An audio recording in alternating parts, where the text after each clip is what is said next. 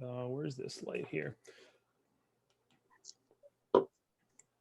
So I'm assuming I'm audible because people are responding when I say stuff. So that's always good. You guys can visually see me. My camouflage isn't like making me look like a floating head here. Sean, what's up, man? Sean, I got your WhatsApp. I'll get back to you in a little bit. But we're good. Yeah, we're good for next week. We'll just pick a time. Also glad to see that you're safe down there. All right, cool. So give people like a minute or two more here.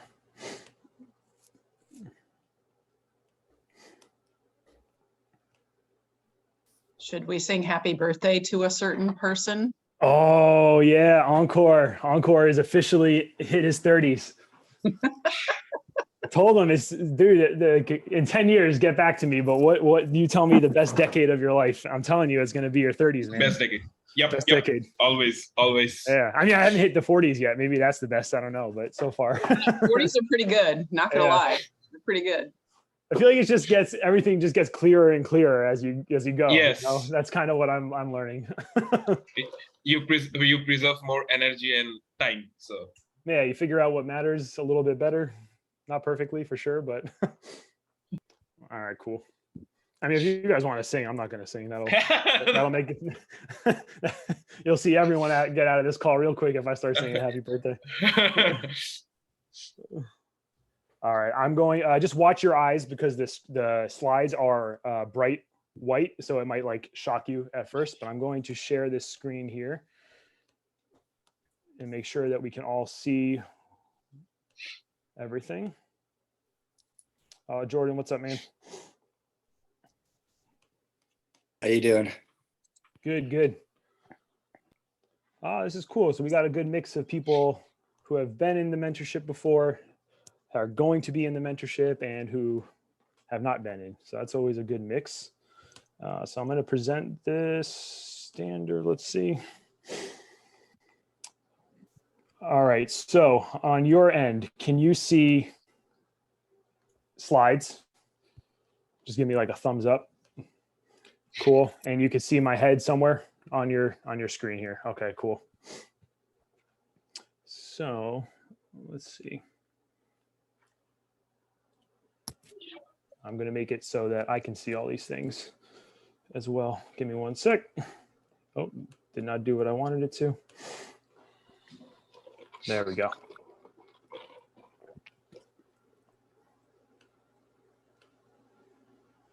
All right. So, all right, you see the slides, right? There's like a knee, it says a simple biomechanical approach to knee pain, all that kind of stuff. All right, awesome, cool. So we will get started. People can enter as they will.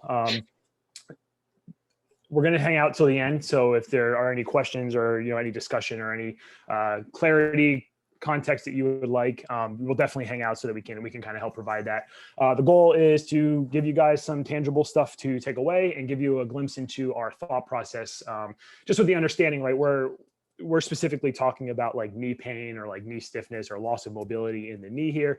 This is a small picture of something much larger, right? And what we go over in our mentorship program is kind of like the whole picture. So there's going to be some principles, concepts that I might say here that you may not be familiar with. I'm going to do my best to like kind of explain them as I go and only give you guys stuff that is relevant to the knee, but just have that understanding. So you're going to also see here, people who know me, right, know that I own a physical therapy practice called AMP Performance Rehab. This is the first formal thing we're doing with our rebranding of our education side of things. So we've kind of separated the two businesses, which is kind of cool, but also it doesn't really change anything. It's just literally a new logo, and I have to, pay taxes under a different business name. But AMP Education consists of myself, Encore, and Greg Hawthorne. Greg's not here today. He's at a PRI course. But honestly, this presentation is a culmination of, all of our input and the different things we thought would be important. And a lot of things that people come into our mentorship with questions about is literally like, how should we approach my role as a physical therapy, from like a session to a plan of care, or how do I approach my role as a trainer, long-term programming, and how do I apply some of these principles? So we're going to go through that here. The title of the presentation is A Simple Biomechanical Approach to Knee Pain from Hands-On to High Performance.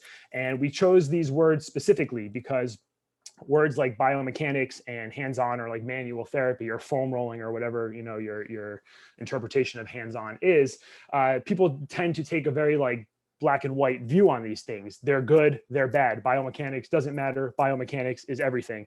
Hands-on manual therapy is BS, it sucks, or hands-on manual therapy, like I identify as a manual therapist. And the reality is these things are gray. And what we do as professionals is we operate in a very gray environment, right? There is no right or wrong. It's just really like what makes sense in the context at this current time with the person's end goal in mind. So keep that in mind as you go through things here, as well as I go through things and, you know, you listen. If you have questions as we're going or I talking too fast or anything like that, don't hesitate, just put it in the chat and I will see the little alert pop up and I will read it. And then, you know, hopefully it's something that I can accommodate. Got to give a brief disclaimer here because I am a medical professional and was recommended to do so. Everything in this presentation is educational and informational only. There is nothing here that is medical advice. I am not teaching you how to treat pain. It's on your responsibility to understand what your state practice acts are if you're a trainer versus a clinician. And my recommendation to people is always have a network of professionals that you trust that can help your clients. This goes both ways, right? For me, having trainers that I work with in the gym who I can be like, right, here's what I think, what do you think? And have that the best client's best interest in mind goes a long way. And then vice versa, right? Being a trainer, having a physical therapist, doctor, orthopedic surgeon, whoever that you have in your network is going to be exponentially helpful for the people that you are working with. So with that being said, I kind of already briefly alluded to this. This is the AMP mentorship team. It's myself, Encore, who is on this call here, and Greg. I won't go like bore you with all the full details here, but just so you have an idea who is speaking to you and who is kind of like part of the program here. My name is Sean Astorga. I'm a physical therapist and I own a physical therapy practice called AMP Performance Rehab in Northern New Jersey. We have 2 locations. AMP stands for Always Make Progress. And that's just one of the principles that we kind of have in everything that we do, right? It's one of the principles. I had a background history working in finance for a while. And I just realized very quickly that that lifestyle and, you know, realm of career was just not for me and made the switch ultimately and was very fortunate. I've been fortunate in my career to have a lot of really good experiences from working part of the NFL Combine Prep team, working with a lot of professional and Olympic athletes, high school athletes, college athletes. My favorite's high school. I think it's because my personality and mentality is like a 15-year-old, so it works out really well. I have a lot of experience from with clinical education, and prior to like the pandemic and when I was working for other people, helped create a clinical education program for the company that I worked for, saw a lot of students and mentees one-on-one, and actually our mentorship program is honestly, it's the culmination of like, everyone has like similar questions. So like, how can we do this in a way that makes sense to apply to more people? Greg Hawthorne, I'm not going to do him justice here. He is just one of like the smartest, humblest, just down to earth people that I know. He was in 2 mentorship groups ago, and like obviously I value having him there, so I asked him to be part of our team. He owns a company called Thorn Training and Therapy. He's a director of off-court performance and wellness and at One Step Away Athletics. He is a licensed athletic trainer, has experience, tons of experience. Between the 3 of us, we have over 2 decades of experience, but working with professional athletes. He worked in the NFL as part of rehab teams for Carolina Panthers and I think one other team. And he has worked in the Department of Defense. He is a wealth of knowledge, very, very, just a great person to have in our corner. And then of course, Encore, Fractal Biomechanics. He has taken a very similar journey to myself where he worked in another field, IT, right? Like engineer. Okay, cool. And has made a transition to follow his passion, and that is working with humans and helping them to develop health and fitness. He works with people who tend to have pain and discomfort and might not be getting the results that they want in like their actual training. He is somebody who I've seen, which has been awesome. I've gotten to know him a lot over the past couple of years. He was in our 3rd mentorship program. We're currently on our 7th. So I have seen his growth and trajectory, and his passion for learning and making himself the best version of himself so that he can help more people is something that is infectious, and it comes through in the mentorship program 100%. And the cool thing about this team and why I really appreciate everybody is because we have people at different parts in the journey, right? Like I'm old and I've been doing this for a while. Greg is I won't call him old, that's not appropriate, but he has been doing it for a while as well. Encore is been doing it for a while, but not as long, right? So we're all at different parts. So it's very relatable for the people who go through the mentorship program, because we get a general mix of professionals and professional experiences. So this is what we're going to talk about today. We're going to talk about how you can reverse engineer knee joint mechanics to get your clients quick results that are ultimately scalable, because it's a quick result doesn't really matter if you can't make it last for a long period of time. How center of mass distribution is going to affect knee joint mechanics specifically. It affects everything, but again, we're talking about the knee. Principles of how to progress from manual therapy or self, like foam rolling or whatever it is, all the way up through higher levels of physical activity. We have some video examples of what this looks like, so that when you get the replay, you'll have access to those. And then, like I said, when you stay till the end, we will have a live discussion Q&A, and we can provide any clarity at that point that would be useful for you. So in our experience, we have had almost 100 people go through our mentorship program. Actually, with the 7th round, it's going to pass the 100 people mark. And a lot of people have a similar issue, and I'm guilty of this myself, right? And for me, I have always focused on, like, when I don't know the answer to something, I seek more knowledge on the subject. And I never, this is definitely early in my career, I would never get to the point where I was comfortable just implementing things and seeing what happens. And for most people, knowledge base is actually probably not the limiter, especially if you've gone through like physical therapy school, right? You at least know the basics to help somebody. So you're at the right place. It's more just your mindset around things. And for a lot of people, it's actually the implementation aspect of things that is holding back. And there is a little bit of, your fear of failure, all that kind of stuff that kind of goes into things. But one of the things that we focus heavily on in our mentorship program is exactly this, is how do you implement these things from your current understanding? And that's it. And then that's your base that you can ultimately build off of. But again, we're talking about knees today, and Encore put this little meme here. Where's the logic? And it's true, right? It's like we need to have a thought process behind what we are doing so that we can repeat that thought process, right? It makes something repeatable. But also, when something doesn't work, we have to be able to understand why it might not have worked and make sense of it, versus saying, this didn't work, I'm just throwing it out the window, it doesn't matter anymore. So again, if you take one thing away from this today, it's understand what underlying principles you care about and are relevant for the people that you work with in the context of your role as a professional, and how you can apply those to the things that you're doing to make consistent decisions. So we're not going to go crazy here in terms of the anatomy, but we're talking about lower body, right? So we have to have a little bit of understanding of pelvis, femur, tibia, foot. You're going to see this image pop up a lot here because it's a very good representation of some of the stuff we're going to talk about, and that's just the orientation of the knee. So you'll see, right, these are two kneecaps that are, right, you have a large, what's called a Q angle, right? So think of like drawing a line from the patella to the tibial tuberosity. So right here, it's going to have implications for how the person moves and performs different types of activities. So again, this is stuff I would imagine everyone here is familiar with. If not, you can Google it. But the first thing we have to consider, right, is we look at things either top down or bottom up. So top down being your rib cage pelvis relationship, because that can influence what's happening below, but also bottom up. So your foot, how it interacts with the ground, or your hand, how it interacts with the ground, is going to affect how energy is sent up and down through your body. So with our pelvis, right, we have 3 bones, pubis, ischium, and ilium. They make up, right, one side of the pelvis, and then you have another pair on the other side.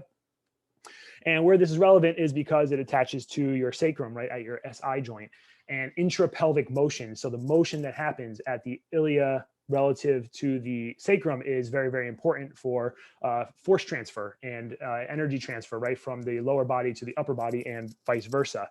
And you'll hear people downplay the importance of the SI joint because of it has 2 to 4 millimeters of motion. So it's basically doesn't move at all. And to me, like, that's one way to look at things, sure. But at the same time, it's like, if one of those millimeters of motion is gone, it probably holds a little bit more weight. So there's probably something here. And there's a lot of different thoughts on the SI joint. But all I can say is this is, you have to understand how it moves, because ultimately when we're talking about influencing biomechanics and joint position, we have to appreciate the shapes that the pelvis is going to take. So for us, the way we look at things is pelvis is going to be taking two different shapes, right? How they get there is going to vary a little bit, but essentially you have an internal rotation and external rotation representation of the pelvis. So internal rotation representation, right? And I understand pelvises don't move this much, but is going to be where your pelvic inlet, so the top part here, closes and your posterior outlet opens. So there's more space now on the bottom.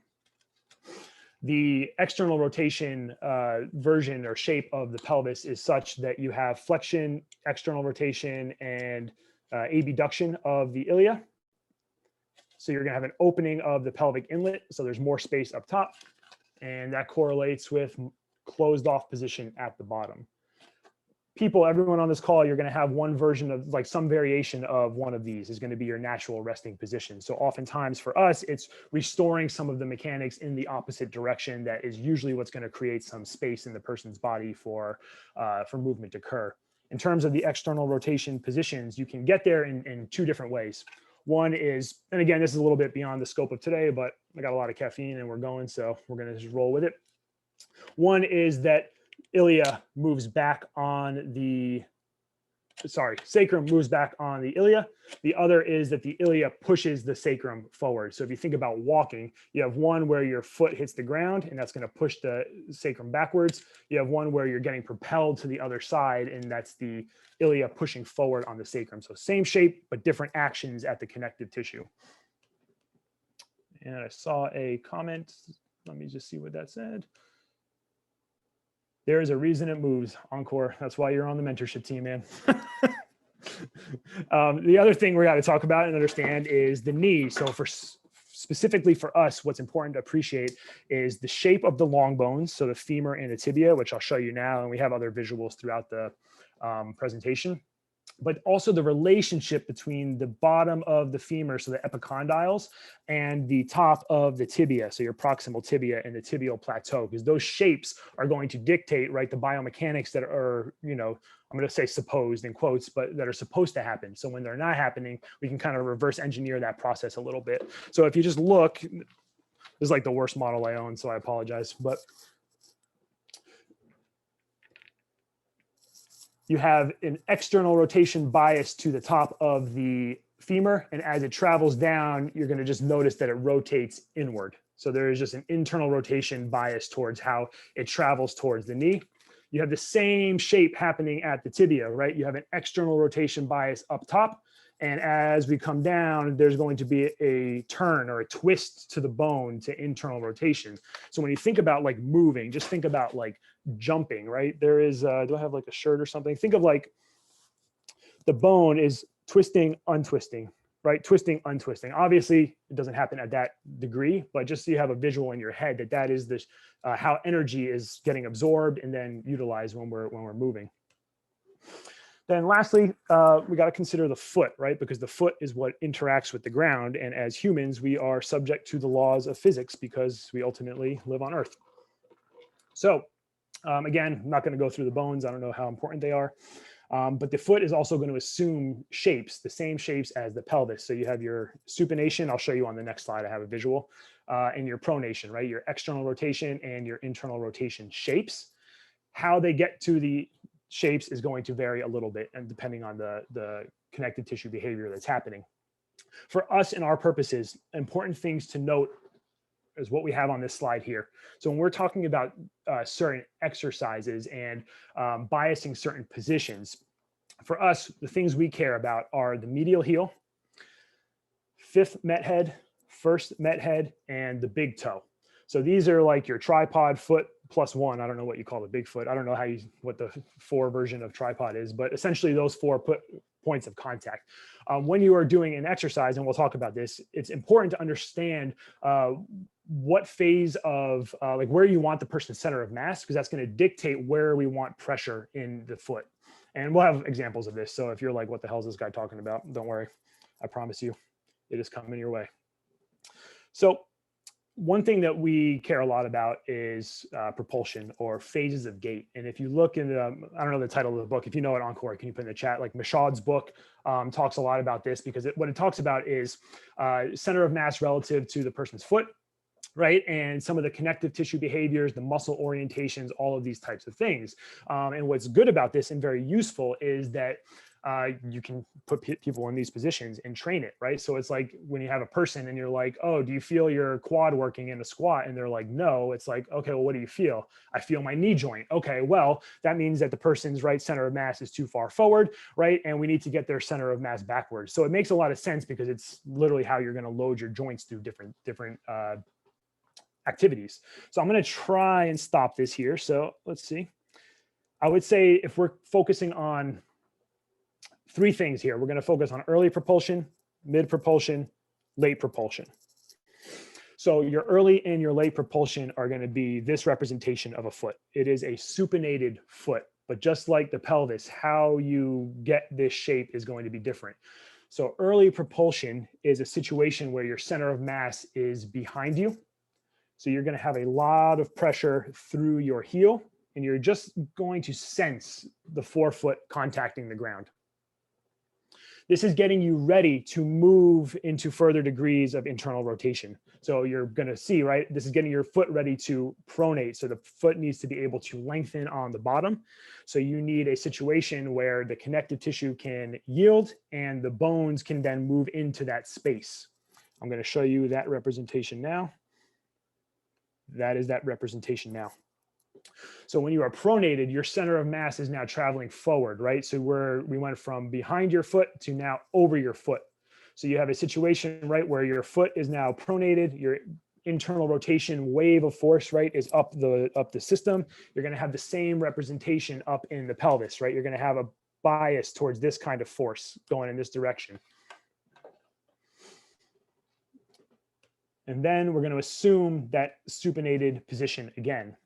So just like we had in ilia, right, that can either, or a sacrum that moves backwards or an ilia that pushes forward for external rotation, you have the same thing in the foot, right? You have a supination that is yielding, and now we have a supination that is overcoming. So we need this tissue to help push us over to the other side. So I think that's the easiest way to kind of think of these things. So same shape as early propulsion, just how you get there and how rigid the foot is going to be the main difference. And it's the same thing foot, it's the same thing pelvis. This is a picture of myself walking through these like you've never seen a person walk before, but here you go. So this is an example of in slow motion of like shape change to the foot. I don't have as much of a gradient as a model. You'll see like, so generally with like an early propulsion, right? So when my foot hits the ground, you're going to have a little more bend to the knee. That's going to be a person who can access early propulsion a little bit better. Again, beyond the scope of today's talk. But what you focus on here, as I'll play it a couple times, is just the shape of the foot. Relatively supinated, relatively pronated, relatively supinated.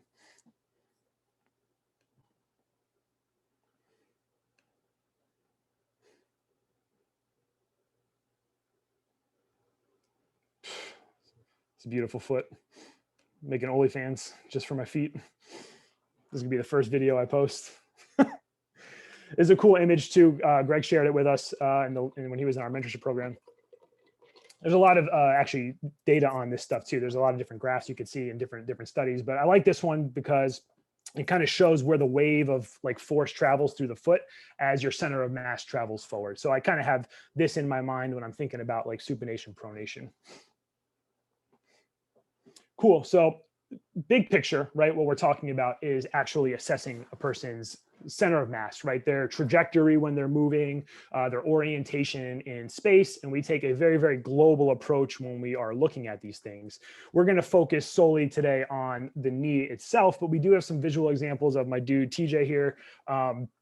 He's actually going to be in the next mentorship program. So spoiler alert, he's a PT and strength coach as well. Also, he was actually my first student way back in the day. He stuck around. So I don't know what that says about him, but but ultimately, right, that's what we're talking about is center of mass and where they are relative, right, where they're carrying themselves, because it's going to have implications for their joint motion capabilities, how they move, how they, right, absorb energy and utilize energy, all those types of things. And then in a vacuum, maybe not useful, but relating it to end goal, it becomes a little bit more useful because it can help us with our treatment strategies if you're a medical professional, and obviously training strategies if you are not. And one of the things that we're going to introduce here is the concept of space.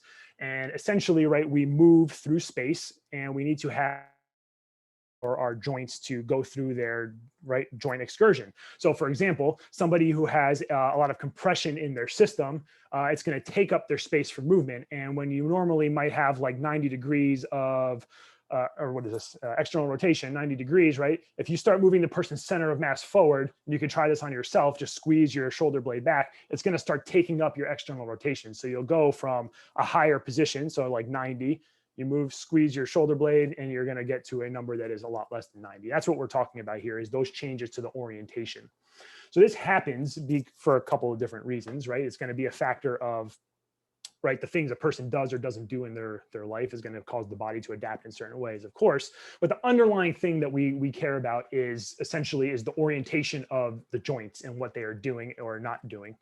So I like this image a lot here because it kind of shows what's going on here. So an anterior orientation is what most people would consider like your like excessive like lumbar lordosis, right? So like a big arch in the back, and you have your sacrum is kind of pointed, tilted forward.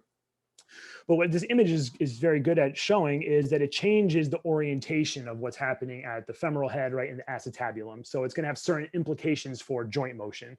And you can see, or maybe you can't, if you can't, let me know. But this is putting you in a position of flexion internal rotation, right? So if someone's resting position is this, they're already starting in that position. So if I have this person come in, my expectation is that they're going to be that their flexion is limited and their internal rotation is limited. They're already in that position. So their buffer space is kind of taken up for them to move a little bit more. So that's an example of space getting taken up. The other one would be a scenario of lower posterior compression. And this is a term that Bill Hartman uses, and we also use. He's been highly influential on what we do in our practice and how we all approach our role as professionals.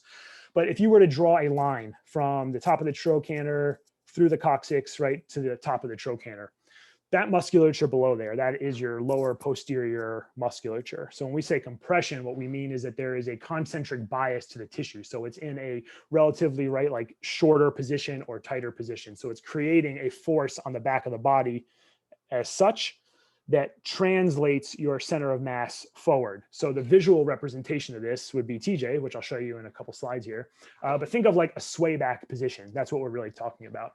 And if you have this scenario going on in the pelvis, you're going to have a similar scenario. This is bonus info.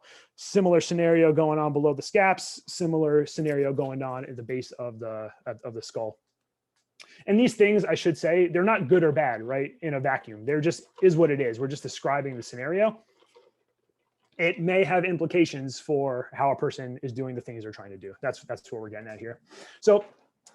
This one's going to be a little harder to see if you're not used to looking at posture pictures, but the posterior one's a little better. But when you have a scenario where you have compressive forces squeezing on the front and the back of the rib cage, you're going to lose space available in the rib cage. So for him, what it looks like is like a flatter kind of like upper chest. So if you see a side view, it's kind of like this position, like very, very depressed looking. And you can see like the rib flare here. So this would be like an eccentric position of the abs. If you don't see it here, again, it's not the purpose of today. So I wouldn't worry too much. We could just look into his beautiful eyes and just take it for what it is. Posterior compression is a little easier to see in my opinion. So what you're going to look at here is, let me grab my rib cage here. I didn't think the rib cage was coming out today, but here we are, right? We're thinking about musculature squeezing, right? Applying a squeezing force on the structure itself. So it's going to take up the available space. So posteriorly, what this looks like is imagine just squeezing your shoulder blades backwards. You're going to have a scenario where your spine, right, is going to get pushed inward and flattening of the posterior aspect of the rib cage. So that just shows itself here is you see the waves in the shirt. That is an area that is getting pushed forward in space, and then it'll, kind of splay out down below the level of like the scapula and all that kind of stuff. This is what we're here for. To look at TJ's butt.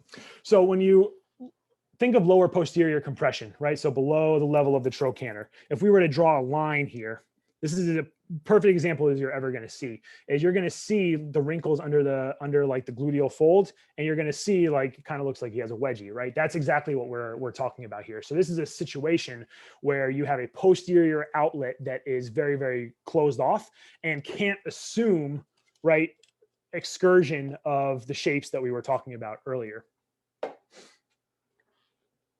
You can also, this is a good image to see if you were to just draw like a line straight down where his center of mass is. And this might be hard to see, but it is forward and then it is pushed over to the right side. I'll protect why he was coming to see me, so I don't violate HIPAA, but just so you have an idea. Marlena, yes, yeah, this is butt clenching, 100%. Butt clenching goes with kind of like foot clenching, all that kind of stuff. Yeah, resting state squeezing, exactly. Like this is there's a time for this. Like you lift up something heavy, you're gonna probably lock yourself out in that position, sure. But if you're walking around and that's all you got, then maybe not as ideal.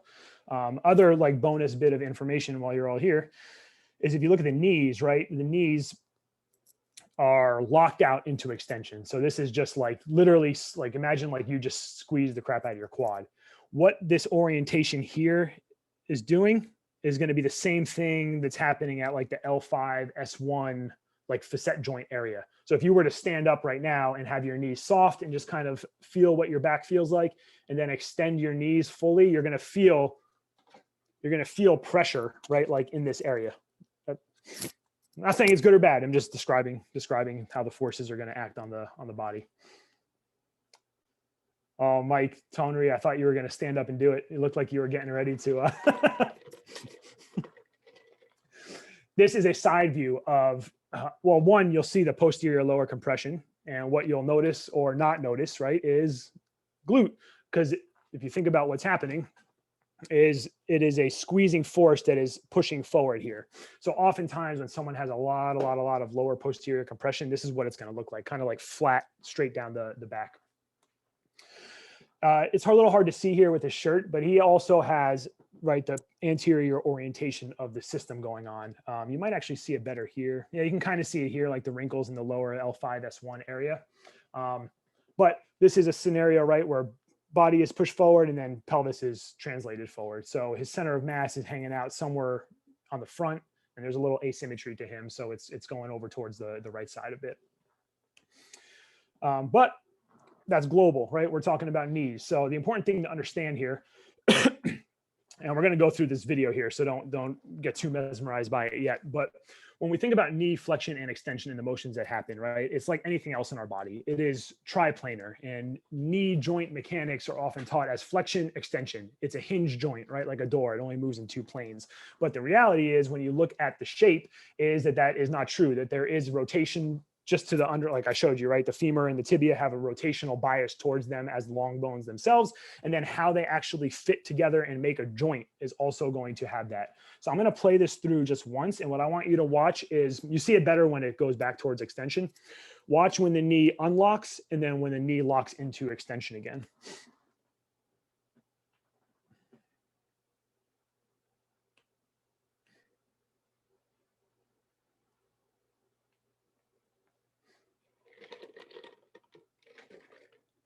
And then we're going to pause this on a couple spots.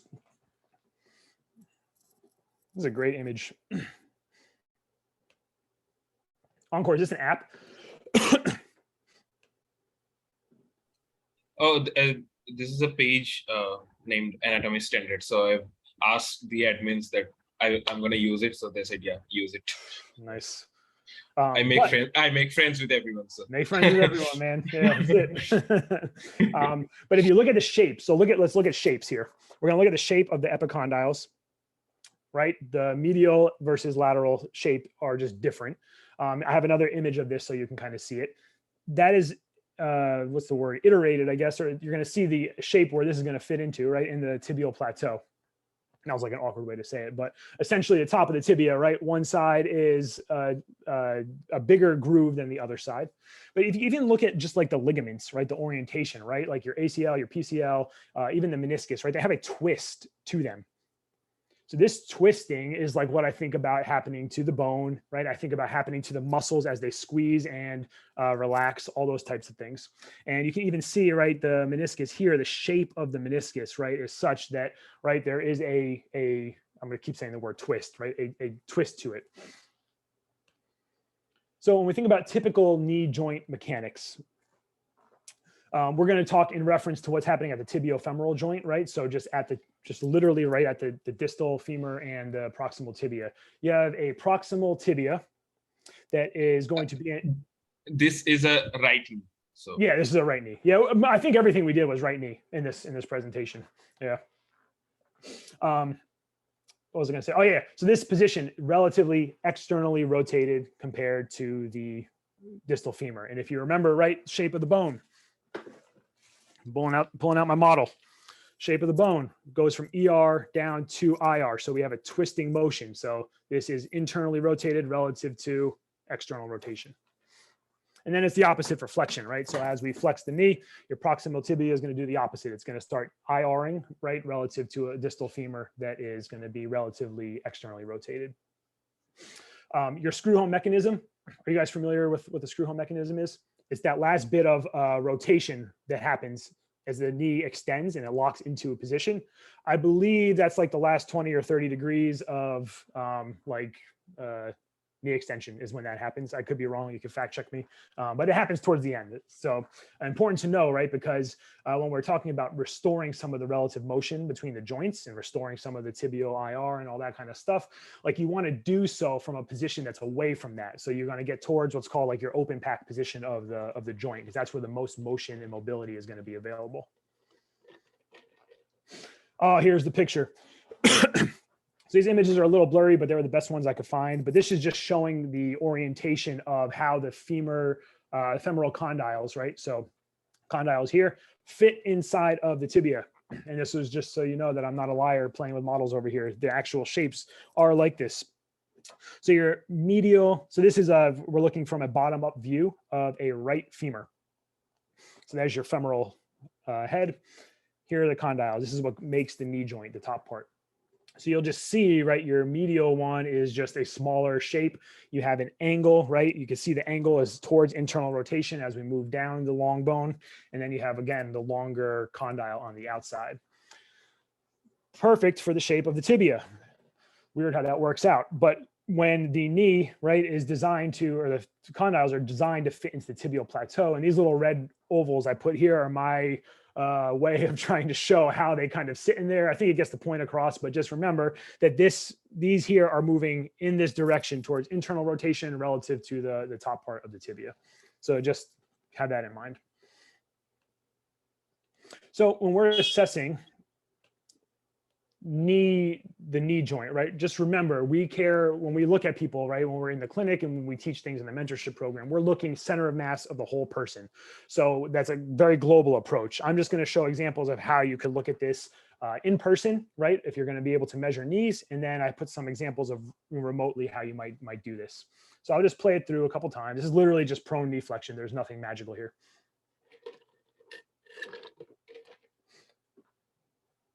Only thing magical is that I'm performing it. So what we're looking for is, does the knee joint do what we want, right? Does the tibia move in the direction that we want? Do they have compensations that occur? And then comparing that to what the person's doing, right? So if this is my wife, so if Sarah came in and was like, I have knee pain squatting, and I assess her right knee and it's got like 90 degrees of flexion and her left one's got like, I don't know, 100. Okay, this might be the first order of operations for me. I need to restore some of the tibial mechanics on this side. I put this middle one here is because she is a good example of what your clients will do, and that is compensate as they get towards the end of their range of motion. This is one of those motions that a lot of people can cheat. Like you can just literally cram their heel towards their butt, but you're actually just blowing past, right, their actual joint motion itself, and their body is just compensating into the position. And if you're a manual, if you can, measure people this way, I will guarantee, I mean, you could probably all relate, right? Where you flex somebody's knee and you ask what they feel, and they're like, oh, it hurts my back, right? I feel it in my back. It's pressure in my back. that's an example of, right, you're past the joint motion, you're, compensating in some capacity. So what you're going to watch is when I get her knee to like 90-ish degrees, a little less, watch what happens to her, like the rest of her body and where it moves.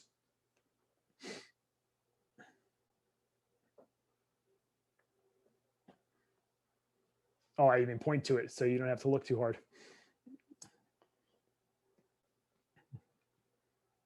That's Coach Nogi in the background. Good dude. Jacked. Can you guys give me like thumbs up? You see what I'm talking about with the compensation? I can only see like 6 of you, and I got all 6 thumbs up, so that's good. All right, we're going to assume that we got them all. Examples of how you might measure this if you work with people virtually or remotely, right? Again, total body is how we're kind of assessing things, but you can look at global motion by just looking at like your hip ER, IR is going to give you an idea of how much space is available, right? So like hip rotation, you want to have like around like your textbook norm in quotes. It's like around 100 degrees, ER, IR. So you can kind of get an idea, right? If the person is very limited there, they're going to be limited. That means their center of mass, right, is forward in space. They're going to be limited in knee flexion.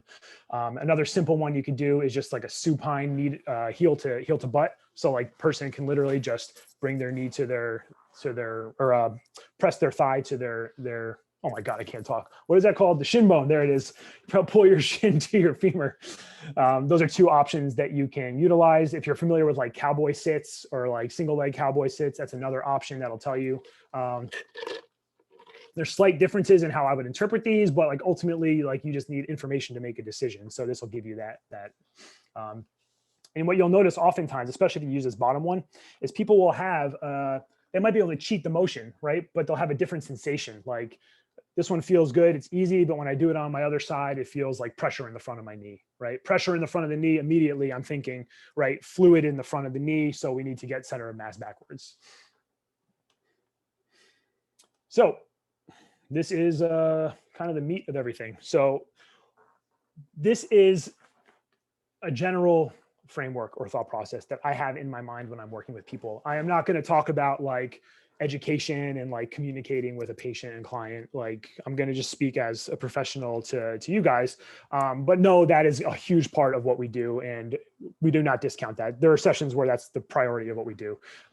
So when I'm generally thinking of things is I try to reverse engineer the process, right? So this involves we understand the person's goals and what they're trying to accomplish, how they're actually performing those movements, right? I just used a bunch of split squats here, and I'll tell you why in a second. Do they have the requisite even joint motion to get into the positions and assume the shapes that their body needs to perform these types of things? So if we're talking about like knee range of motion, right? And we have a person who comes in with like pain with like squatting. Say my dude Nogi is a perfect example. That guy's got tibias that are looking like TJ's and he has right knee pain anytime he squats. What, you could just write it in the chat. What do I need the tibia to do in order to restore some of the joint mechanics?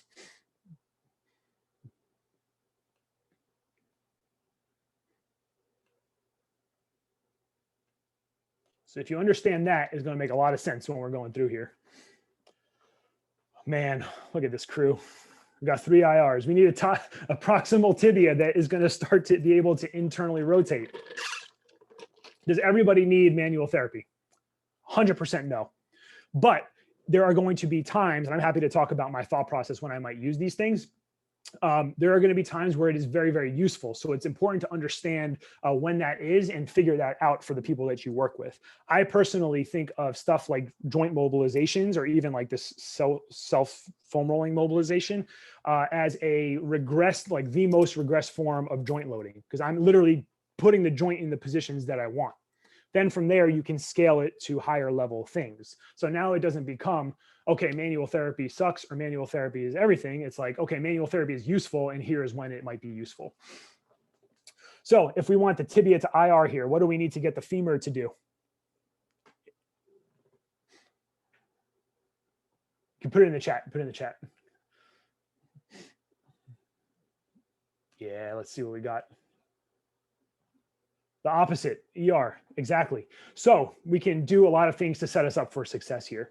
So I'm going to show you how I would influence this from top down. So like pelvis position, rib cage position, all the way down to the bottom up perspective, right? How the foot is interacting with the ground. So first thing we do here is we're going to take this and we put it right under the pelvis. And immediately what that is going to do, I don't have my one with femurs here. It's going to put the pelvis in an external rotation representation. So it's taking, right, a scenario where your knee is locked in the screw home and it's going to bias it towards external rotation. That's it. So we're just creating a scenario where potentially we're going to get what we want. So the second thing we need to do is the foot. I mentioned foot contacts like very briefly, like 20 minutes ago. What contacts do we need to have here to make sure that this foot is generating internal rotation force from the ground up? Hit me in the chat, hit me in the chat. If you understand this, like it makes very sense seeing the progression up to like exercise. Tripod foot, perfect. Tripod plus biggie, yeah, tripod, that's what I'm gonna call it. Tripod plus biggie. And we need an emphasis on feeling heavy in the heel is what we need. So you're gonna see here, you're gonna see what a client's gonna do when you show them. So I usually will put the foot in the position and just be like, okay, Casera, meet my resistance here. So as I take my hand away, it'll gradually keep the pressure. Oh wait, did she do it? Maybe she didn't and I cut it out. But she like full sent it, like just jammed her foot down. That's what everyone's gonna do when you first show them. Maybe I took it out. Oh no, she does it. So you see how like her whole butt lifts off the table? Like that is full sending right there. We need like just gradual, keep the pressure, and that's gonna hold the position of the distal area here. So from here, I'm just literally holding the femur into an ER position so I can feel when it moves. Like that's all I'm doing. So if I'm moving it, that means I'm not getting what I want. And then from there, hands on your tibial tuberosity, and I'm just applying the force towards internal rotation. That's it. Very simple. And the way you know that you're getting what you want is one, you're going to feel like literally feel the tibia move if you're able to joint mode people. But two, you just retest, right? Retest the squat or whatever it was that was painful or prone knee flexion, and you should see a change in that. If you can't put your hands on people and do manual therapy, this is a version that we also like, right? So say in the session I did this, I might include this as part of the person's home exercise program. So you're literally doing something very, very similar. You're biasing a shape change in the bone at the tibia into proximal IR. That's what we're going for. So internal rotation. Stabilizing, right, the base of the base, your ankle, right? You're going to hold it into external rotation. So if you think of it like this, that's like getting your foot contacts, right? In the first one here. You're going to have a situation where we're creating this force. So we're offsetting, right, the natural shape of the bone a little bit. Does that kind of make sense visually? And again, it's a little, I mean, warn people, right? You're going to feel literally a ton of weight through your shin muscle and bone. So it's going to, you know, it's going to be a little sensitive. But your test retest is exactly the same thing. Your test retest is knee flexion range of motion, or, you know, whatever the asterisk sign is, squat or whatever it might be. I was going to say something else about this, but I don't remember what. It's probably really good too. And now you guys are all going to miss out. These are other versions of the same thing. So what I like about this, I'm going to call it a progression. I don't know if that's the right way to say this, but is you're upright and you again are teaching the person where foot pressure is, how it affects their center of mass. Well, you don't have to teach them that part, but like how to keep, here's what heel heavy means, right? And here's what it looks like. And all that we're doing here is guiding the motion, right? So as she moves forward, I am guiding the tibia into the position. We're teaching, like, again, like I said, loading through the foot. This is a good educational moment, right? Like, okay, you feel how when you start, you're very heel heavy. You keep heel heavy, right, as your weight goes forward, and now you get heavier on the front of your foot, like that kind of stuff. You can tell she's really into it. Facial expression says it all. How many more videos do I have to film, Sean? But it's easy to teach this to a person, right? So if I do this with someone in a session, I'm like, all right, we got the joint motion. So in my head, I know this works, right? It's getting what we want. Here's how you're going to do it at home. So this is an example of her kind of doing what we want, but as you'll watch, right, her whole knee orients inward. So it's not really the joint motion. That's like an example of orienting, which is okay. We're teaching, we're learning. So I just give her a target and all right, good job, Sarah, you did great. We're going to do the same thing, but we're going to shoot your knee now towards my hand. So you're just kind of, right, giving them some kind of external variable to, you know, work through. You can tell people they got a laser on their knee, right? And it's shooting right over their toes. You got to keep it there throughout. For whatever reason, people like lasers coming out of their body parts. So that works really well. So that is a very local approach, right? We're talking like literally restoring the joint mechanics at the level of the joint itself. One thing that we focus a lot on is how to create space in the individual in general, because this is more of like a top-down approach, right? So you're biasing the positions that you want and the shapes that you want in the rib cage and the pelvis, because that's going to, one, increase just global motion. So people will feel better in general because they'll have more ability to move into different positions, but it'll have trickle-down effect to, right, the extremities 100%. And you can't see it on the inverted one, but both of these, right? My foot is in contact with the wall. So I still have the same foot pressures as if I am upright, but we're in like a gravity eliminated scenario here, right? So it's a way to almost retrain the internal rotation. There's a question, do you keep pelvis square? Yeah, it's going to be, yeah, great question. You mean in the one previously, right? It's going to be like, yes, yeah. So you kind of want this scenario, if that makes sense.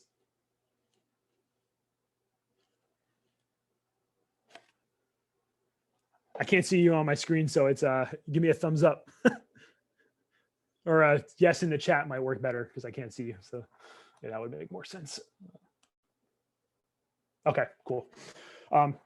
So when we're doing this, right, it's kind of like a big bang for your buck type of exercise if you can nail some of the things. And where, you know, a lot of people kind of miss the boat on some of the respiration stuff, or if like they've worked with someone who's done like, you know, taken a lot of PRI courses or anything like that, is that they don't really, how do I say this? They don't appreciate the underlying principles of what we need to happen, right? So they don't get the foot contacts, you know, kind of right. They don't get the exhale portion right. So when they do these, it's just really like a person's kind of like laying on the ground and you don't get the actual result you're looking for. So one of the things we spend a lot of time on in the mentorship program is kind of like coaching through these things and what they should feel like and how you know if people are doing them right and all that kind of stuff.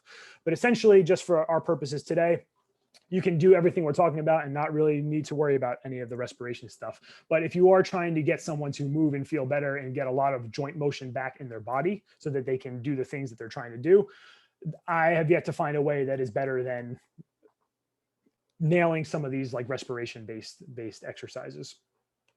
But once we get the joint motion back, the most important thing is that we need to actually utilize the joint motion in a meaningful way. Meaning, right, if we restore tibial femoral mechanics, like great with the person, if we don't do anything to like get it to stick a little bit and train the person in context, then they're going to get up, leave, and come back the next day with the same type of knee pain, right? It's very unlikely that it's going to make a lasting change if we just focus on the passive stuff alone. So these are 3 ways that you can do this. You can also do this with the respiration drills. You can really apply it to anything, but these are simple ways that I like to just like, right when I do manual therapy, I go right into stuff like this because it'll train the thing that we're trying to train from like just like a neuromuscular and like motor learning kind of patterning. So if we think about this one here, this is it's basically like a PNF technique, right? If you're familiar with that, proprioceptive neuromuscular facilitation, I think is what it stands for. We have a knee that we're trying to train to flex, right? So we need to get it better at unlocking from the screw home mechanism. So my goal is going to be to take the knee into a position that is away from the screw home. So in like 30, 40 degrees of knee flexion. And then we need to train tibial internal rotation. So I'll show you kind of what that looks like. And then we could talk through any questions. This is like super rehabby. So if you're a trainer, you're like, I would never do this. I would be like, good, because I probably wouldn't expect you to do this. So just think about it from like, we have some trainer versions here in a second I could show you. So essentially what I'm doing is applying a gentle force to the inside of the foot and having Coursera meet my resistance.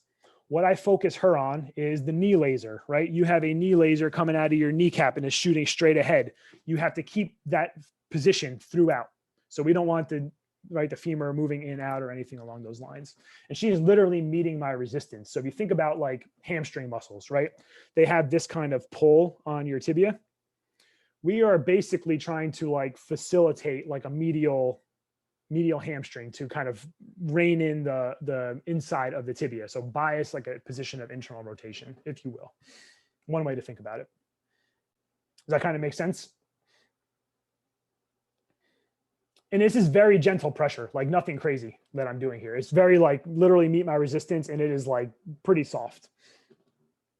This is another example. This is basically a quad set, but we're focusing on a couple things, right? Same foot points of contact, right? Tripod foot. You can even elevate the foot on like a foam roller. It really depends on what the person's able to do or not do. And a little pad under the thigh, so it creates a little space and essentially takes you out of knee extension. So you're flexed a little bit. So take note of what I'm doing with my hands. What force am I applying at the femur? Maybe I'll go back. I'm gonna hammer it. ER or IR?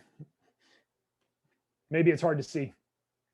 I feel like you guys just know the answers though, so maybe we're cheating here. You know what I'm looking for. Is it visual though? Like you can see I think you see it here actually where it stopped. You can see the skin roll, right? And what you'll feel is I would urge you to try this without doing the turn and with doing the turn and see what you feel. With the turn, I will almost guarantee you're going to feel a ton of VMO working, which is what we want. We want to use the VMO to create that position of the distal femur, and you'll feel some shin as well. Then lastly, this is a version I use a lot because it's very applicable to upright exercises. I don't even know what you call this, to be honest. This is like, I mean, a Bill Hartman, you know, one of his exercises. So what we're doing here, did it freeze? You can probably guess what type of footwear I wear if you look at the tan lines on my feet. But what we're going for here is we're biasing a position where we're heel heavy. Confused if MOB into extension Y femur. Yeah. So yeah, great question. You're not really mobing. So what you're doing is you are locking and unlocking the knee. So you're going to just maximize, like when you're in that position where you're not fully extended, you're going to just maximize the ability for like the VMO, right, to contract. That's it. Yeah. So we're thinking about integrating flexion extension. So again, the way you'll know if you're getting this is I would just test the knee flexion again. Aaron, let me know if that makes sense.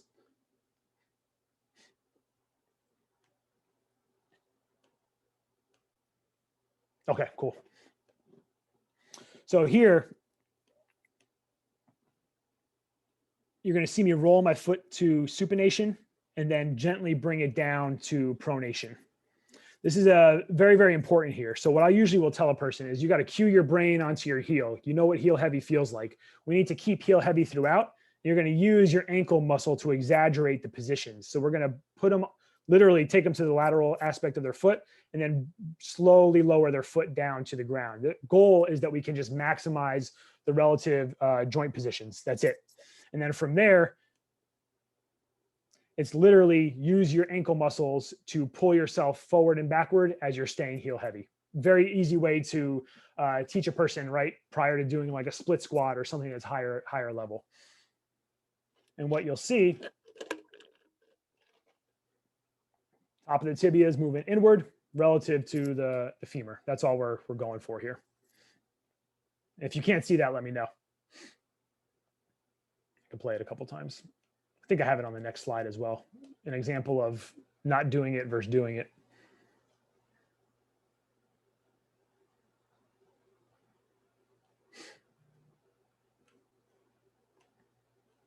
So this is an example of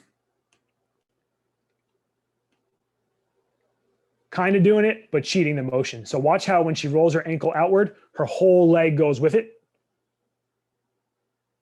She brings her foot down, the whole leg comes back.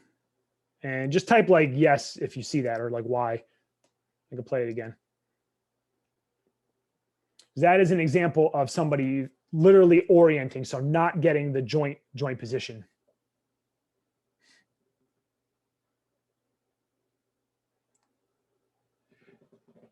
Yeah, so she's rolling her whole leg outward, and then when she brings her foot down, the whole leg kind of goes inward. So it'd be like, it's like moving as a unit. I don't know if you can see my knee here. It's going like this. So there's no real change at the joint versus this. So where the lower leg bone's moving independently, if that makes sense. The foot cue for this. So this is going to assume that they know what heel heavy means. So I'm going to say, we're going to stay heel heavy, and then I'm going to show them. We're going to roll, keeping heel heavy. You're going to roll, use your ankle muscles to roll your foot to the outside edge. And then you're going to slowly roll your foot back to the inside edge. That's usually what I'll say, John. I saw another question. Would the second mode be something for perform later in the process of gaining?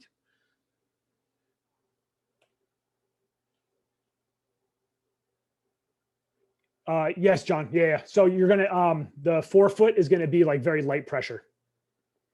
Yeah. You want to just almost like sense the pressure on the forefoot.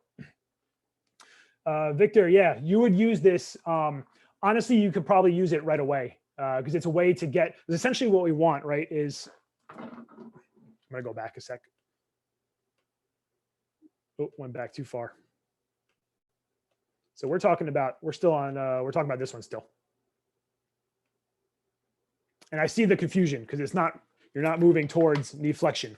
So we're biasing towards a position of like towards the open pack position of the joint, right? So that there's more play, there's more joint motion. We're taking them away from screw home so that we can get some of the motion back. From this position, we're going to use the hands to create some of the force that we want. My model is very rigid, but we want this going this way, this going this way.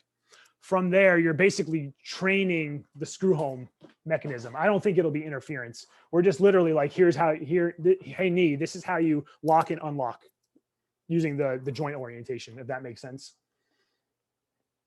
And worst case, you do it and it like they completely lose their joint motion, right? A delay of screw home. I like it. Yeah. You're slow. You're delaying the screw home. I dig it.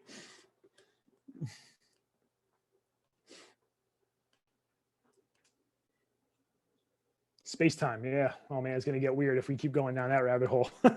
So, you know, the goal ultimately, right, for a lot of people is to integrate these things into higher level stuff.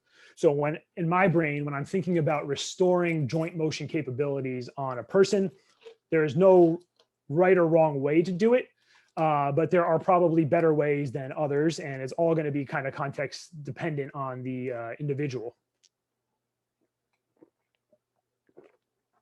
Don't get Encore started on space-time. We'll be here till 12. I have a reservation at a winery, so I can't be hanging out talking about space-time. But ultimately, is integrating it into higher level activities. So when I think about restoring motion, right, staggered positions, split positions, they're not the only way, but they are a very good way to do it because just by their nature, you're introducing different shapes to the system. You can use bilateral stuff for this. I do it all the time as well. But if we're thinking about like really setting the person up for success, these are the things that need to happen. So we've kind of established some of these things, but I had a video that was good showing all these things, right? So our goal is restoring the relative joint motion and positions, right? So we don't want the body like moving as like a brick, right? Like a refrigerator as a unit. So things your clients are going to do, right? They're going to just drive their knees outward, right? You're going to see their foot stays rigid. They're going to lose some of the foot contacts on the inside. I have a visual example of that. Gripping toes is generally a situation where the person's center of mass is forward. And if they are gripping toes, so gripping toes is like this, they're pushing their toes really hard in the ground. That means they're going to have a more rigid foot. They're going to have lower posterior, right? lower posterior compression, all of these things are going to be present. So it's going to limit your ability to get what you want. And then orienting inward. This went to, I forget whose question, but someone's question on that foot drill, right? When the leg rolls outward and then the whole leg rolls inward as a unit.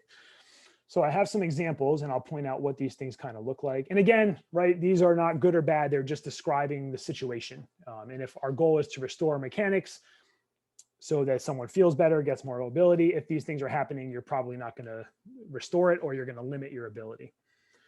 So for you guys, we'll watch the feet, right? This is exaggerated, but you're going to see, right, that big toes, you'll see sometimes people's ankle flicks, like the tendon, you'll see it flicking. Knee rolls outward and there's no change in the relative position of the femur and the tibia. I'm going to go back. I realize every time I touch the video, it's showing the play symbol right over the knee. So this is right, knee laser is going outward now. We want knee laser going over the foot. This is center of mass on the lateral foot. So there's no pronation happening, ground up. This is hard to see, but if you look at my, they're like pressing into the ground. This is a loss of heel pressure. And then now if you watch, this is a little more subtle. Watch my medial malleolus, how it moves inward. That's a good example of it. That last one. That is an example of your foot is orienting inward versus getting pronation, if that makes sense. So it's this distinction versus this distinction.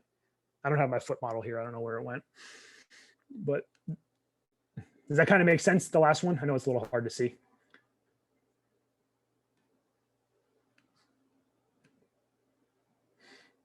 I'm going to go with a resounding yes. So, oh, okay, cool. So when we're thinking about like exercise progression, right? We're going to assume that the person has the movement competency to perform the exercise, right? It's not like if I'm trying to restore knee flexion, I have to do a split squat. It just made, kind of made sense as a progression here for Casera. There are different ways you can influence bottom up and top down mechanics.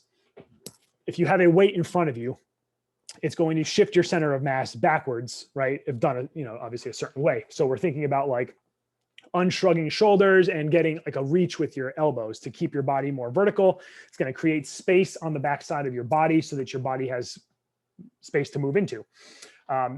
This is going to have a different effect slightly than something like we have on the second slide here. So just so you can see it, what we're looking at is, can she stay vertical, heel heavy, and is the foot pronating as she moves towards 90-ish degrees of hip flexion? So nothing crazy. It just looks kind of like a split squat.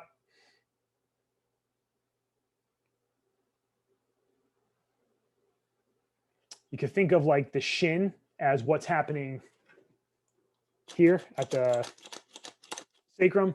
So if like the shin, if you've seen people do split squats, their shin shoots forward very quickly, there's a good chance this is not happening, but this is what's happening to get them into the position. So just kind of like things to kind of think about. Versus something like a right loaded, ipsilateral loaded position. So what might like putting the forefoot on a ramp do? Just you could put the word in the chat. What's it going to bias mechanic wise? And it may or may not be appropriate for the person, but just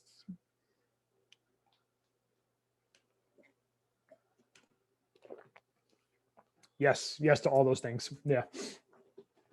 So IR, right? It's going to give the bias a position, right? Of the dorsiflexion. Yeah, exactly. Tibial IR, all those types of things. What might the weight ipsilateral load do? Remember the joint mob, the first one where we put the thing under the butt.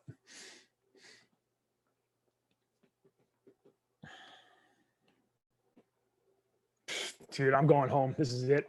ER of the femur. Yeah, so you're biasing these positions, right? That we want, the shapes that we want in the pelvis, all that kind of stuff. Drive ER. Yeah, exactly.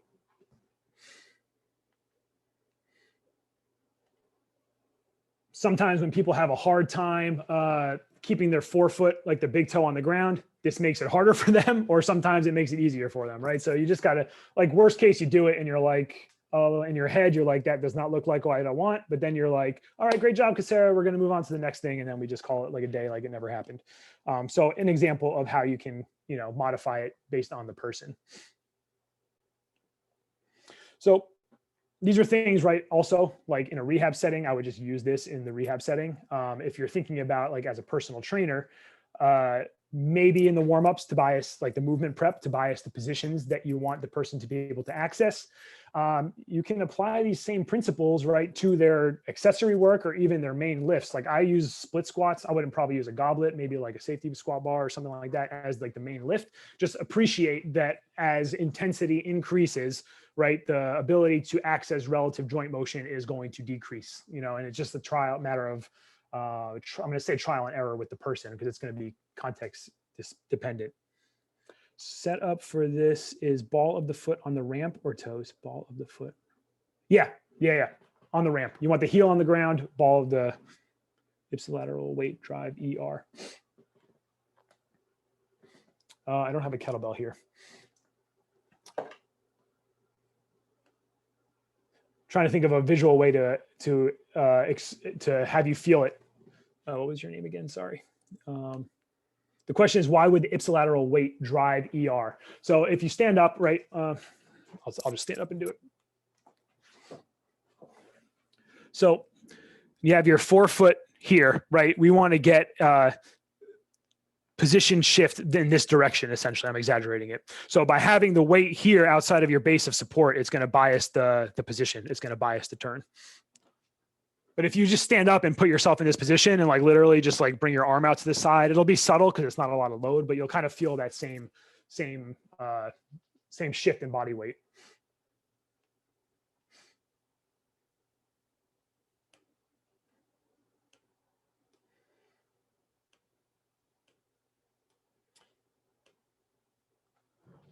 So goal then, right, we're increasing like speed, amplitude of force, magnitude of force, all that kind of stuff.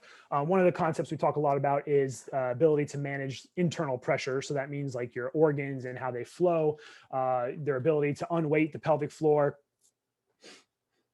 and those types of things. So ultimately, we want to be able to rapidly get in the position, right? And then be able to create what we would call like an overcoming situation, or a situation where you can put the brakes on and stop so that you can change directions. So these are, again, different variations of that. So you have some stuff to draw from. So this is, I call it a trapdoor split squat. So usually what I'll say is, imagine you're standing on a trap door and it gets pulled out from underneath you. And your goal is to literally unweight as quickly as possible and then stop as quickly as possible. So there's obviously a level of strength, coordination, and skill that needs to happen for this. This is not like for everybody. And the goal is like, can you get into the position quickly and then your body still assume the shape? And when we talk about like creating an adaptation or a favorable adaptation that supports what we did with the breathing stuff, like this is how you're going to kind of do it. There's going to be more like variation set to set and rep to rep with this 100%. It's just a much more dynamic movement. And the point is really not with any of this stuff perfection. It's like, can we get it, good enough that it's going to get some of the changes that we want? This is the same as the split squat variation with the ipsilateral load. Same idea. Drive the position that we want, drive the pelvic position that we want, and get her tibia good at unlocking quickly and then creating up stiffness with the foot points of contact. So hopefully you can at least see how like these things might build on each other too, right? You're going from not moving much in like a breathing drill or a mobilization drill to like now we're getting more dynamic. And for a person, depending on who they are, this might happen within one session or it might be over a couple, right? It's really going to depend. And then this is really similar idea. This is a reverse lunge clean. Same idea, but like rapidly getting underneath the kettlebell. So you're moving faster than gravity towards the ground. And then you have the catch, which is going to bias more concentric overcoming position of your pelvic floor, and then make it easier for you to stop so you can kind of reverse directions here. There are some people who like, I keep this in their warm up for the rest of their lives. I'm one of those people. Sean, you might be one of those people too, right? Do I have it in there forever? Yeah. like a variation like this, I really like because it puts you into like the positions, right? So you'll get into like the earlier foot representations and, you know, maximize your internal rotation into the ground, all that kind of stuff. So it's useful for movement prep. And these are just like some examples of higher level versions of this. So change of direction. This is my friend, Mike Camperini. He's the one who's been, does all my programming. Super smart dude. Chances are, if you know me, you probably know who he is. So I don't need to tell you that, but if not, I would go check him out.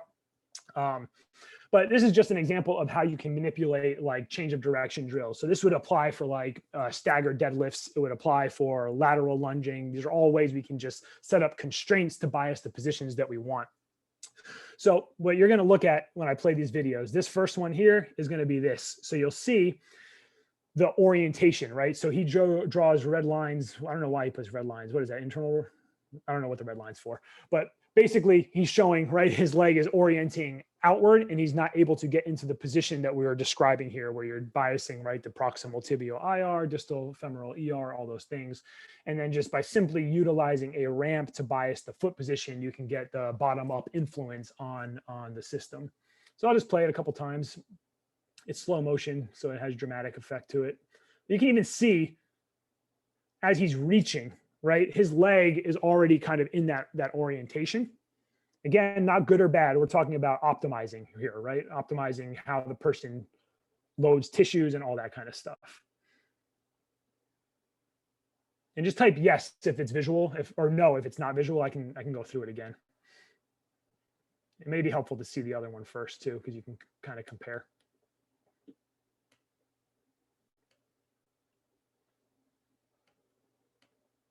And this is the one on the ramp. So if you see like the little ramp here, so just look at like the lead up, like right when his foot hits the ground, the position.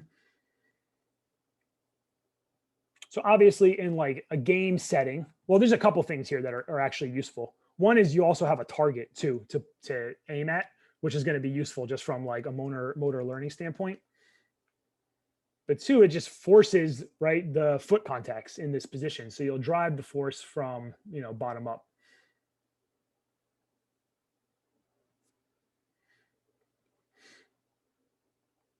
So just an example. Obviously, in like a game scenario, this stuff, right, you're not thinking about, oh, I better get my medial foot on the ground. But when you're training in a controlled environment, in a constrained environment, and you're working on things like multi-directional speed, like it behooves you, I think, to train in that manner and then understand the context that with your training. Someone else who's very, very good to follow on this is Justin Moore. He shares every day, everything he does with multi-directional speed with, you know, the athletes that he works with. And it's a lot of the same concepts, setting up similar constraints, all that kind of stuff. So it's just cool to see how different people use the same thought process and principles in what they do. So that is, that's kind of it. Quick recap is, it's important to understand underlying joint mechanics, because ultimately, like, we can reverse engineer that process, and we can regress things all the way to the point where the person literally has to do nothing and something is done to them passively to restore some of those. And then we can create a scenario that we can scale that up to higher levels of fitness or whatever's, you know, makes sense for the person that you're working with. Again, I think of manual therapy as a regressed form of loading. It is not something I use with every person every session. I could have Encore come in one time, we try 3 exercises, they don't do what I want. I use manual therapy, it gets us to change, and then we do the exercises again and they stick. Session 2, he comes in and we just do exercise. Session 3, he went crazy and like blew up his knee. So we use manual therapy again and then go back to it, right? It's a very fluid process. It's really, you know, comes down to you and the decision-making that you're going to use to get to that point. Probably shouldn't have someone doing, if you have someone doing manual therapy for like an entire plan of care for an hour, probably missing something there. You know, that's another way to kind of look at it. Clinical decision making is, it's not just clinical, it's decisions in the, you know, gym too. I don't know what that's called, but the gym clinic, it's going to be based on an assessment, right, to determine what the low hanging fruit is. So what is the best thing that you can do right now to intervene that's going to have big change? Because there's always like little things that we can pick on, right? We could pick on like a person's, like, I shouldn't call sleep a little thing, but you could pick on sleep, habits, all this other stuff. But if they're in the gym with you, it's like, what am I going to do right now that's going to create positive, you know, change in all aspects? And then obviously you address more things as, you know, you work with the person longer. general framework I kind of think about is, does the person have the motion ability available to do what they want? If the answer is yes, then I'm probably moving on to the strength capacity side of things. If the answer is no, it's how can I get the motion back and then start integrating it into what they're trying to accomplish. Again, this is a very simplistic framework. Like the mentorship program, we talk about what this looks like in context, but just so you have like some kind of general thing, like usually when I miss something, I'm like, or someone's not progressing as quickly as I want them to, it's because I skipped some of these like earlier basic steps, which, does still happen.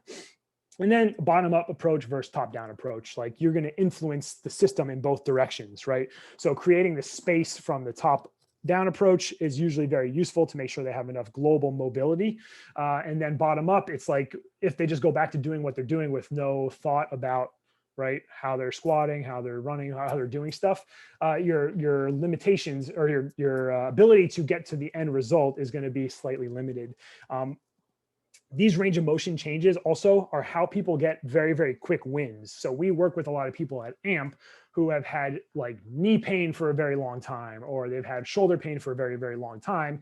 And psychologically, they feel very defeated because they've gone through like 4 different PTs or chiropractors or whoever, and it never gets better. So showing them that you can make that quick change is hope, right? Is tangible hope that there is a progression here and I can get to the next level where this doesn't hurt when I'm doing whatever it is that I'm doing. I use a lot of gym references because I just work with people in CrossFit capacity and, Gen Pop who just train a lot.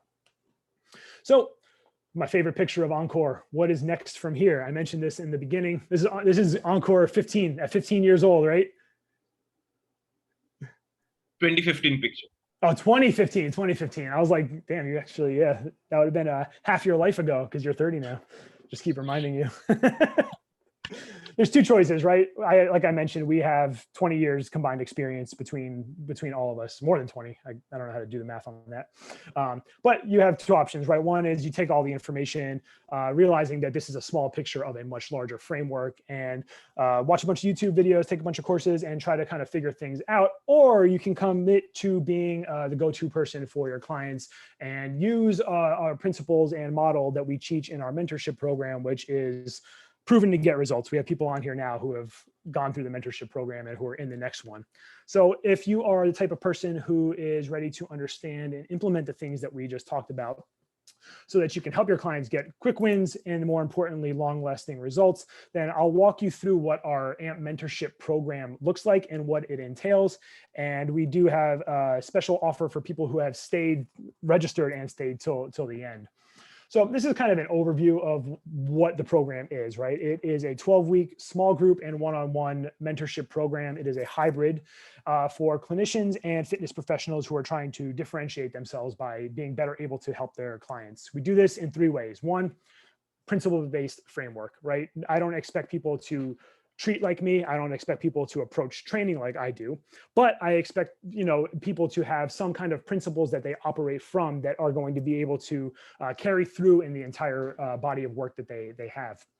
2 is through a community and network.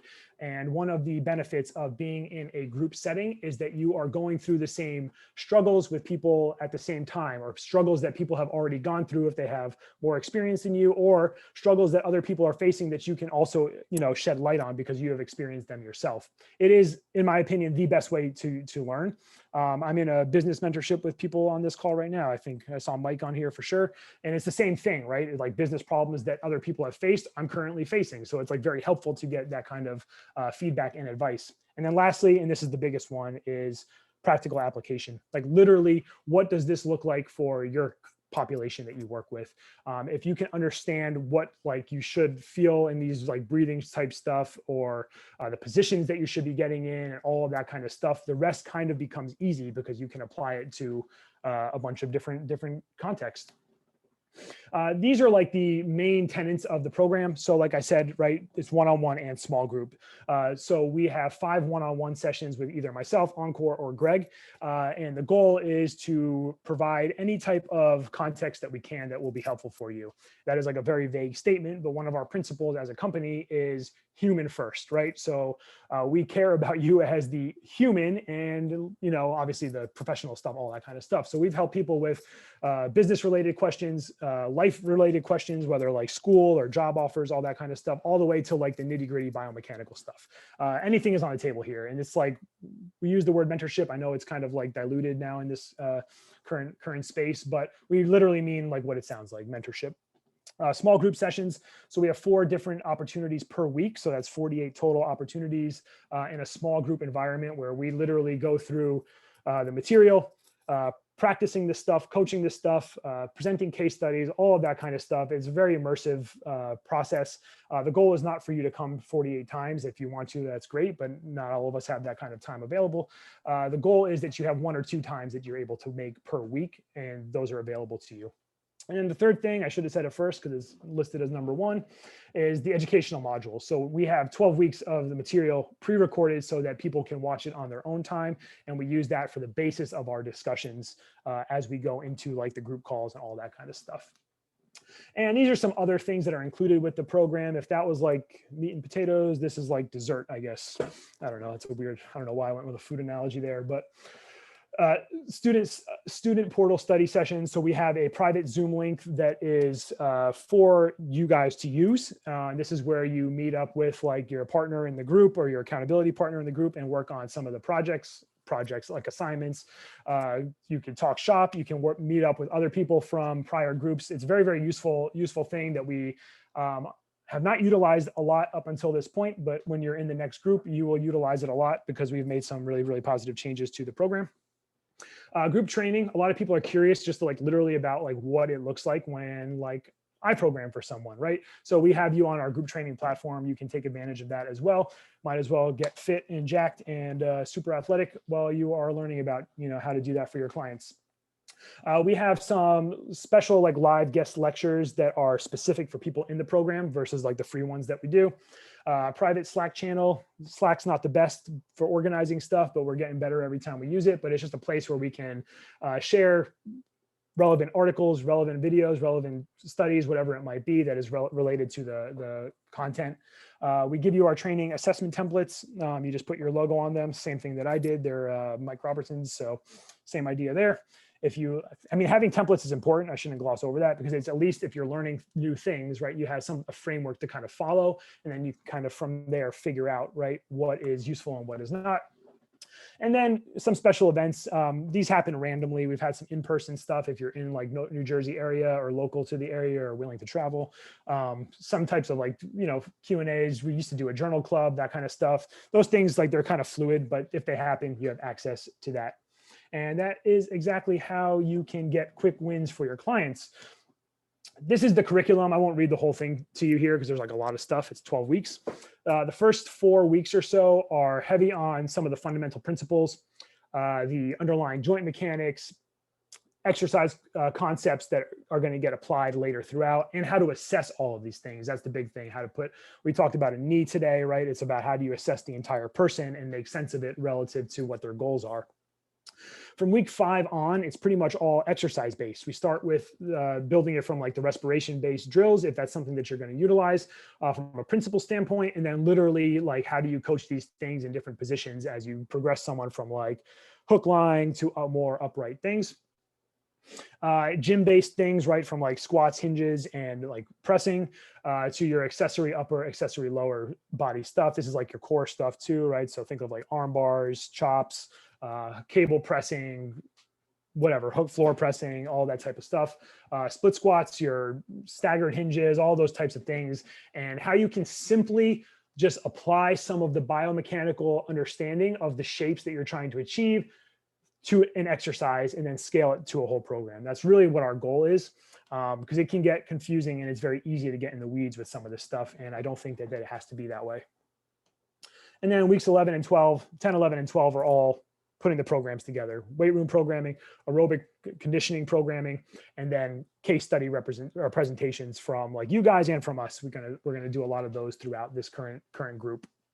We've got Mike Tonery right here. He's here in the flesh, right? He was just on our podcast, so you can see we didn't just make this up. He said it on there. AMP Mentorship is an investment which will upskill any coach clinician massively. Just do it for the return on investment. And that's a good way to look at things, right? And it's been a change in framework of how I view things as well, is not so much this is a cost, right? This is an investment because it's going to help me to get to the next level or help me elevate what I'm currently doing. And if you don't get that from our program, that means that we did not do our job, and I would fire myself in that capacity. This is from my friend Andy Chen. He was also on our podcast and in the mentorship program.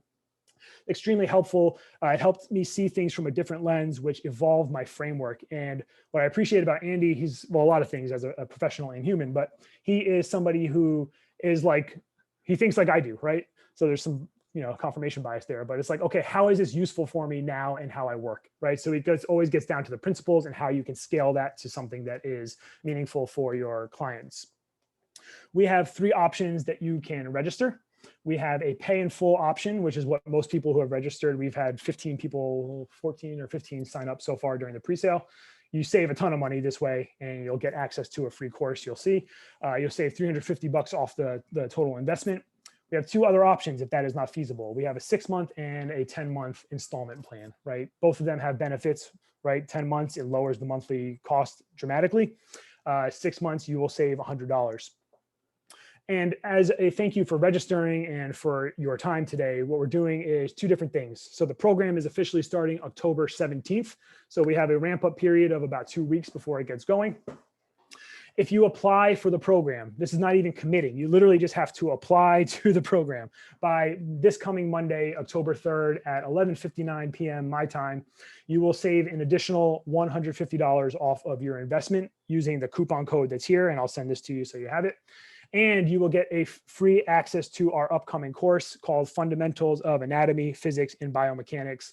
This course is being created with the mindset of you need to understand these things. And if you do, you will be set up for success with whatever your philosophies are with training and rehab. Encore and I, we are going to get that done eventually. We've been putting it off for a little bit, but we have the framework done, and it's really just, I got to film some stuff. This is how we helped Andy, I already said Andy, Lucy and Jeremy. So Lucy is a strength coach. She's someone I've known for a while. She took our mentorship program a couple rounds ago, and she said that this is a go-to place to learn and implement biomechanics. She refers a lot of coaches to us because of her experience with us and how she knows a lot of this stuff. We're in like the same circle, but how it's helped her in that sense. So she's obviously sees value in it. Jeremy Scott, another chiropractor, went through our mentorship program. He was also on our podcast. Him and Mike Tonery, they're fighting it out for who's the best chiro who's ever been on AMP radio. But he wants to do the program again because it helped him significantly in how he approaches. He already understood a lot of this stuff, right? But how he approaches applying it to the patient population that he works with. And that's really our goal, is the practical application of things. We are very, very confident in what we do with our mentorship program because we have seen now almost 100 people, like how we've been able to help them. And if you are like me, then there's a good chance that you have taken other courses, certifications, and while useful, you get burned by them a little bit. You go back to work on Monday and you start using this stuff and it doesn't work like it did in the course. And then eventually you just kind of like forget about it.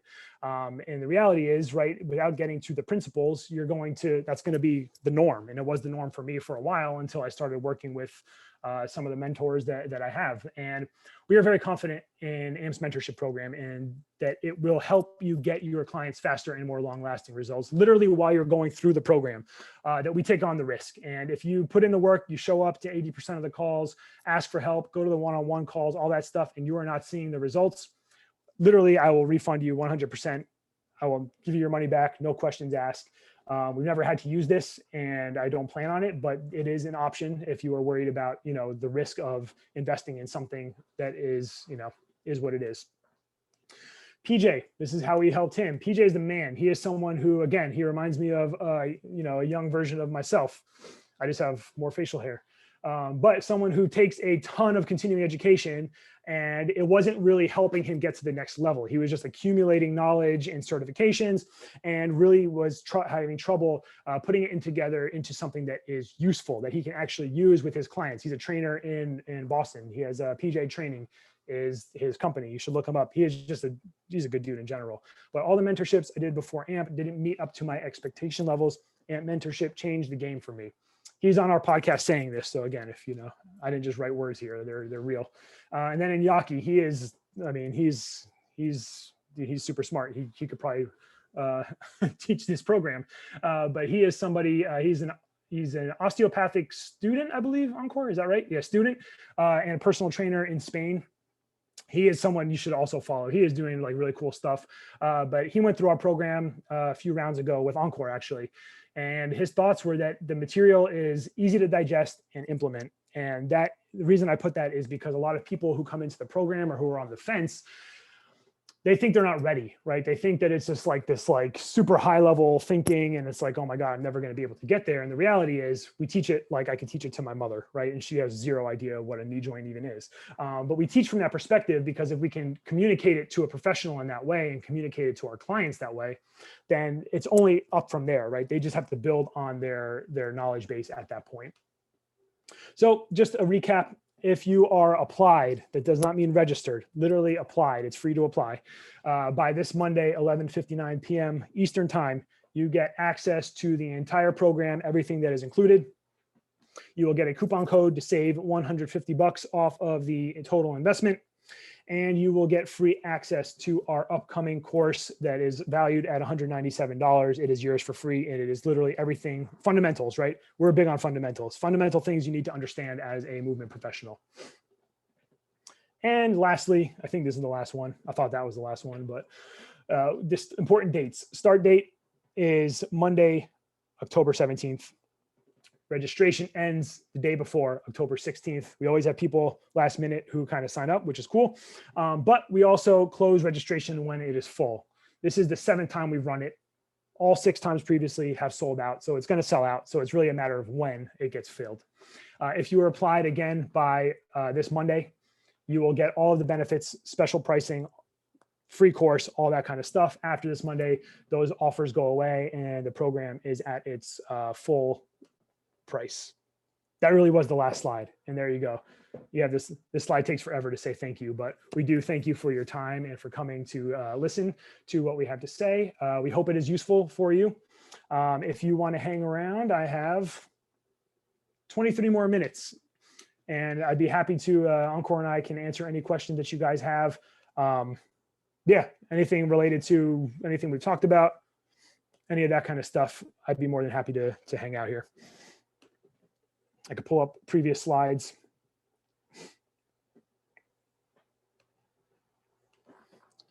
Just drink my electrolyte water here and hydrate. I'm not used to talking a lot. It makes my throat very dry and sore.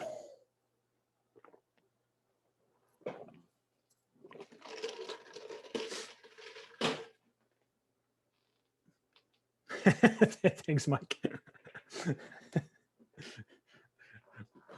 Mike, your check's in the mail.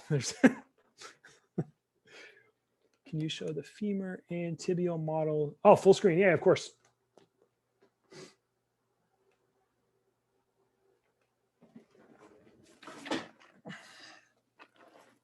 I got this thinking it was going to be helpful because it had like Spotlight yourself. spotlight myself. Oh, there we go. Thanks, Yeah. sir. It's like a half pelvis, so it's like pretty useless. But anyway, let me just change my lighting too so it doesn't reflect. So you got femur. Does this come off? I could probably just get rid of that. All right. There we go. So we got a femur. So if you look at it from this angle, you can kind of get a sense for the shape, right? So internal rotation bias down here, external rotation bias up top. So there's a twist to the long bone as you move down. Can you keep it this way once again? This one? Yep. A bit this way. Take it. Yeah, the angle. I mean, pull the femur head a bit upwards. Yeah. I mean, it is visible. Like this. It's visible. Yeah. Yeah. Yeah, It's coming medially. Coming medial. Yeah. This goes. I need more hands. I can't do what I'm trying to do. It goes like this. Yeah. The shape here of the condyles is a little hard to see, and the tibial plateau, but you can see the size difference, right? The shape difference, and then you have the same thing This is like the most awkward model. I apologize. Same thing happening here, right? So your tibia is turning this way, and then there's a twist to the bone, right, as it comes inward. So you'll see, right? You'll see, I got some representations of this. Sean, see you, man. Let me see. I got pictures of knees all over my computer here.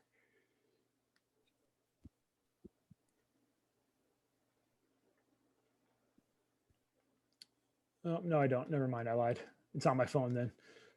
But you'll see this, like people's knees will like, right? They have like a big, it's like a big bowing to them, right? So that would be like someone whose center of mass is forward. So they'd be biased, like in our world, we would say they'd be biased more towards like a late propulsive position.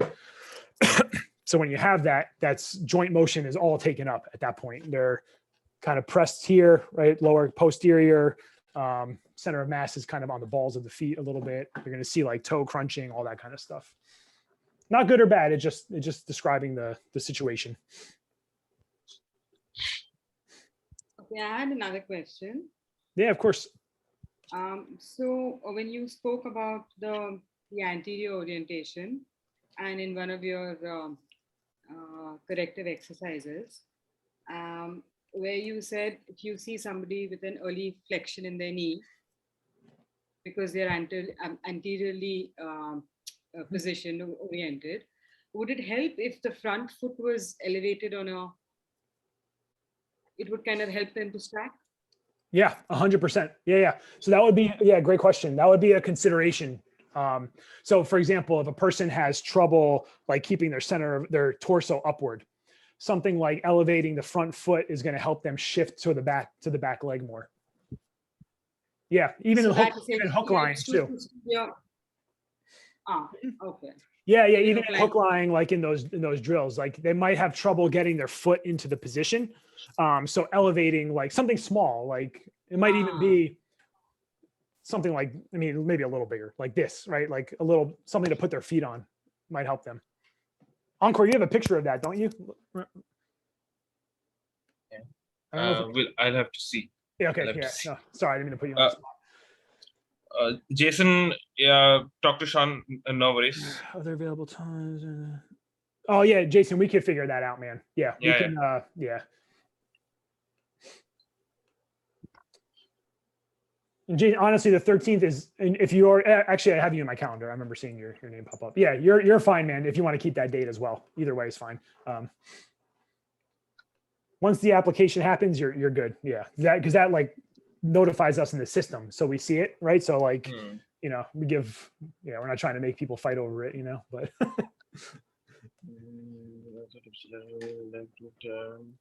Left to turn away from the way so you drive.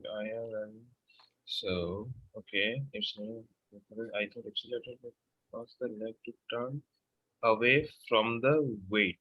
So I wish I had the foot model, but the tibial translation, the entire phase of am I visible? Okay. I don't have it, but the entire phase of tibial translation, contra would be more towards early to middle, and ipsi would be more middle to the last part of pronation. So there are like two phases with the entire foot on the ground, like early to mid to the last part, just before max. So in a pelvis, Kevin, where he's talking about here is this situation. So we're thinking about if you're taking a step forward, like propelling you to the other leg. So it's like Encore said, like a later representation if you're thinking about it from like a gait standpoint or like propulsion standpoint.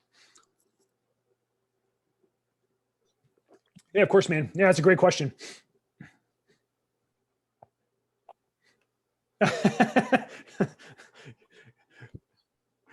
So these are always funny because like I don't see what people look like sometimes, so then I'm like, oh, there they are, when they sign up. I know Urska though. We met Vic, I know Victor. Cool. Yeah, these are great questions. Yeah. It's tough if like sometimes like if you haven't been exposed to some of the terminology we use, but we teach it again from like literally like I'll ask my wife, like, do you know what I'm saying here? And if she says yes, then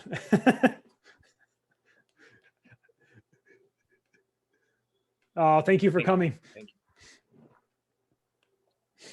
Yeah, so what I'm going to do is I'm going to send, I can hang out a little longer, but I'm going to send a recording of this to you, whatever email you signed up. You obviously got in here, so that email works, whatever email that is.